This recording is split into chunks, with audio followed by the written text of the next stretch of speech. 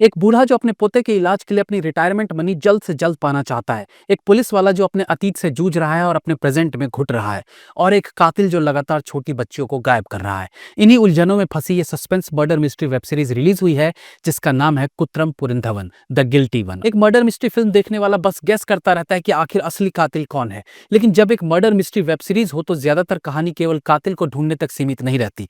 कहानी में और कई कैरेक्टर्स ऐड होते हैं जिनकी अपनी अपनी कहानियां होती हैं, और अंततः सीरीज के क्लाइमेक्स में सारी कहानियां जुड़ने लगती हैं।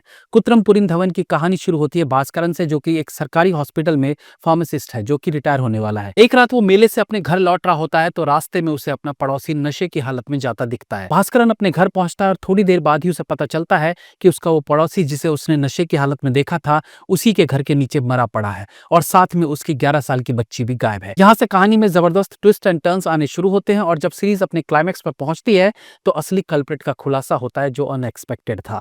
लेकिन देखा जाए तो ये कहानी मर्डर से ज्यादा लाश को छुपाने पर फोकस्ड रहती है, और इसी चक्कर में अनेकों थ्रिलिंग सीन्स, ड्रामेटिक सीन्स और इमोशनल सीन्स आपका सीरीज देखने में मन लगाए रखेंगे। कई मौकों पर सीरीज आपको वध फिल्म जैसी फील होगी, और कुछ मौकों पर यह फिल्म आपको दृश्यम मोड में ले जाने में कामयाब रहती है। छोटे छोटे अंतराल पर आने वाले थ्रिलिंग सीन्स आपको कहानी के साथ एंगेज रखने में कामयाब रहते हैं। सीरीज के स्क्रीन प्ले में कसावट महसूस होती है, और कहानी कहीं भी आपको बोर होने का मौका नहीं देगी। फर्स्ट एपिसोड का लास्ट सीन तो शॉकिंग डोज देता ही है, बट बाकी एपिसोड्स का क्लाइमेक्स भी अगले एपिसोड में क्या होगा जानने की उत्सुकता बनाए रखता है।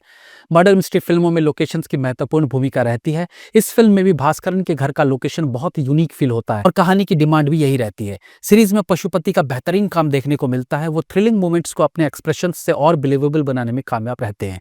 वहीं एस राजा पांडी अपने कांस्टेबल के रोल में बढ़िया काम करते दिखे हैं, एक असहाय पुलिस वाले के रोल को जस्टिफाई भी करते हैं।